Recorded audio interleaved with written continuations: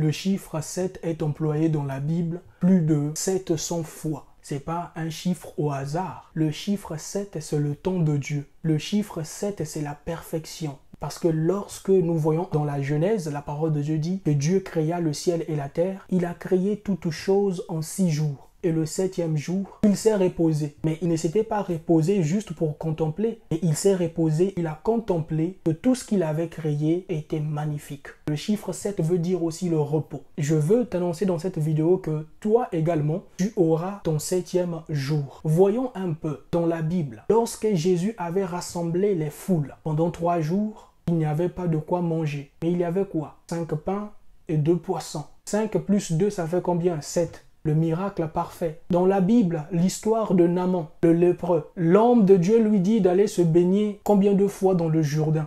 7 fois. Ce n'est pas anodin. Il y a beaucoup de cas dans la Bible. Je veux juste te dire que toi également, si tu continues seulement de prier, tu auras ton 7e jour. La preuve, Moïse sur la montagne de Sinaï, il a prié le premier jour, Dieu ne se manifestait pas. Le 2e, 3e, 4e, 5e, 6e fois.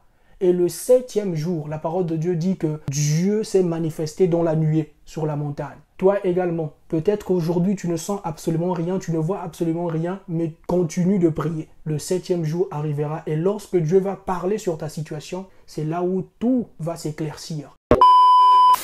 Dieu ne va pas toujours te parler dans ta zone de confort. Eh oui, qui es-tu d'abord pour que Dieu puisse te parler dans ta chambre, au chaud, dans ta couette? Qui es-tu? Alors, je veux quand même vous rappeler que Dieu est souverain. Il peut te parler sous la douche, il peut te parler à l'école, il peut te parler dans les transports en commun. Mais il y a une chose que tu dois être conscient, c'est que Dieu ne pourra pas te parler en tout temps dans ta zone de confort. Dans cette vidéo, je t'incite à sortir même de ta zone de confort pour aller chercher Dieu. Voyons un homme, Abraham, qui a vécu pendant des années. D'ailleurs, il causait avec Dieu. Dieu lui-même affirmait « Cacherai-je quelque chose à mon serviteur Abraham ?» Donc, ils étaient des amis. Mais le jour où Dieu est en phase d'offrir une grande bénédiction à Abraham, il lui dit quoi? « Prends ton fils, ton unique, de partir dans une direction inconnue. » La parole de Dieu nous dit quoi? Abraham ne s'était pas contenté du fait qu'il était ami de Dieu. Si c'était toi et moi, il pouvait dire que « Mais Dieu, tu as l'habitude de me parler au chaud. Pourquoi tu me demandes de partir dans une direction inconnue ?» Mais il a obéi, il est parti avec son fils Isaac.